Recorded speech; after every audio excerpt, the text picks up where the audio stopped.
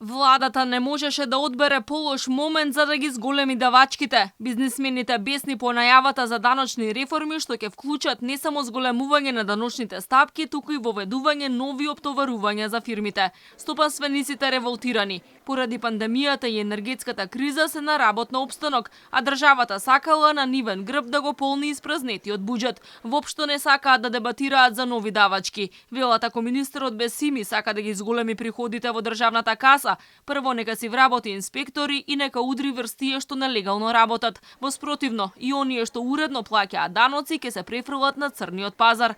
Сметаат дека не е фер со сива економија од 40% да се удри повторно врз плаќачите, а не врз оние кои на сите начини го изигруваат законот.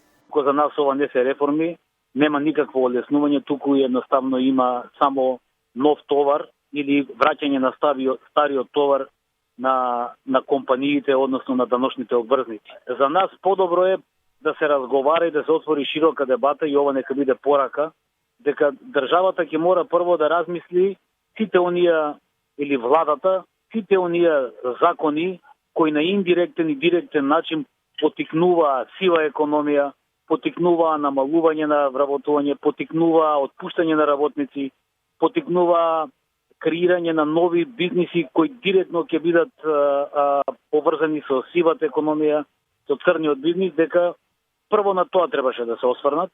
Не само што ќе се зголеми сивата економија, туку и многу компании ќе стават клуч на врата и ќе поделат откази. Во ваков чувствителен момент бизнисмените велат дека даночната политика не треба да се чепка. Ако сега некако успевале да се одржат на нозе, новите давачки би ги уништиле целосно. Поголемите фирми пак веројатно ќе одлучеле да ги преселат бизнисите во соседните држави, а оние што ќе останат овде ќе бидат целосно неконкурентни на странските пазари.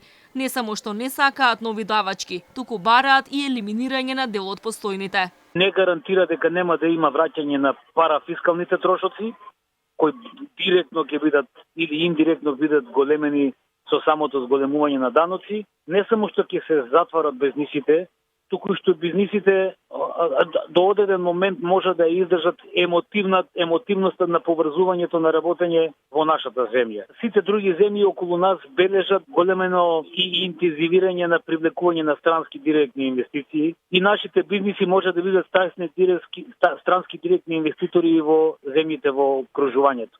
Предвадена Министерството за финансии пред најголемите стопански комори предложило за хонорарците да се плаќа здравствено и пензиско осигурување, укинување на даночното ослободување по основ на реинвестирана добивка, оданочување на капиталните добивки остварени од продажба на харти од вредност. Граѓаните и фирмите од следната година ќе почнат да плаќаат данок на штедните влогови во банките. Прогресијата во стапките кај персоналецот која требаше да се врати во 2023-та се одложува повторно. И додека бизнисите негодуваат, Министерството за финансии сака да ги воведе даночните промени веќе од 1 јануари до година. Засега без Сими не излезе со анализа за колку би се зголемиле приливите во буџетот, но и колку фирми ќе бидат загрозани поради неговите експерименти во даночната политика.